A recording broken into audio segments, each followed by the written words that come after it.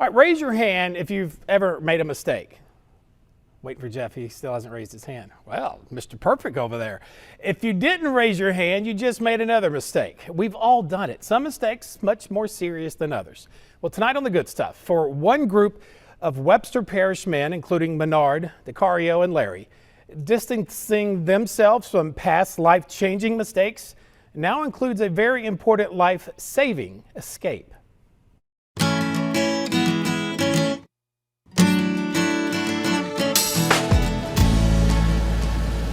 Working outdoors certainly has its benefits. That's one of the perks of it. Even if it is picking up trash. Compared to where these Webster Parish men could be right about now, chance of free air. They'll take this free outdoor air over the alternative any day of the week, or at least until the day their cell doors swing open for good. If I make a roll next month, it'll be like April. Until then, they all know. All it takes is one more of their mistakes. A lot of bad decisions. Like the ones they're paying for right now. I just made a stupid decision, something I've been doing most of all my life. And they could lose this little life of roadside luxury.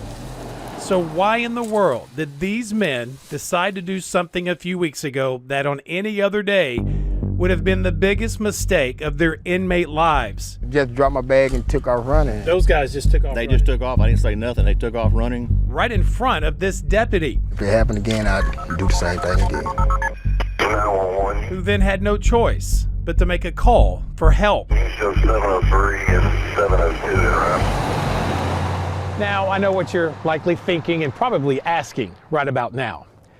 Yes, they did. Those Webster Parish inmates ran from that work detail on that early January morning on this rural stretch of Goodwill Road.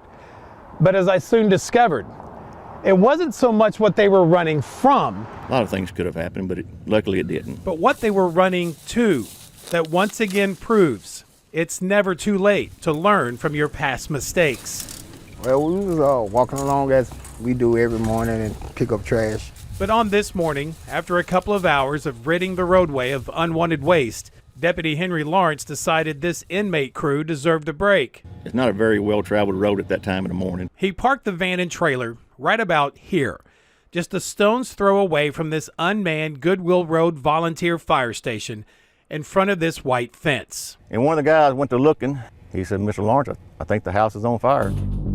Not just any house, I could see it coming from the top of the house out the sides. but the very house on the other side of that fence where they had just parked minutes ago. All four of them, they ran to the house. Running directly toward the flames as Deputy Lawrence called dispatch for help. West 911, you can show Ben in engine 1 and route. Beat on the windows and beat on the doors. 703, be advised, it's going to be an attic on fire. We just knocked on the wooden real hard. The caller was attempting to get everybody out. We had the water hose and started putting the fire out. And respond to structure fire of a resident. We beat on the window, the lady come to the door and she was like, what's going on? We was like, lady, your house on fire, you gotta come out, you got to come out.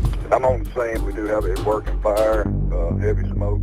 That gives me chills even now to think they may not have known their house was on fire until the ceiling caved in on them. Jada Spiller's elderly mother and father were inside that home. This one's my mother coming up to see the kitchen area where it's fallen in. Unaware it was burning right above their heads. God uses people to be his hands on earth. The same hands who then volunteered to race right back into that home to pull out whatever they could. You went in the house? Yes, sir. While it was burning? Yes, sir. Furniture, important papers, and bags full of clothes. The same orange bags they were just using to pick up trash a short time ago. For a group of men still managing through costly decisions from their past. I guess at the wrong place at the wrong time. They understand there's still a right place and a right time for them. No matter what color they're wearing right now while walking down these rural Webster Parish roads. Them guys are more of a hero than anything. Now, Jada's parents, albeit camera shy, were not hurt. All right, one more little nugget to blow your mind about that day.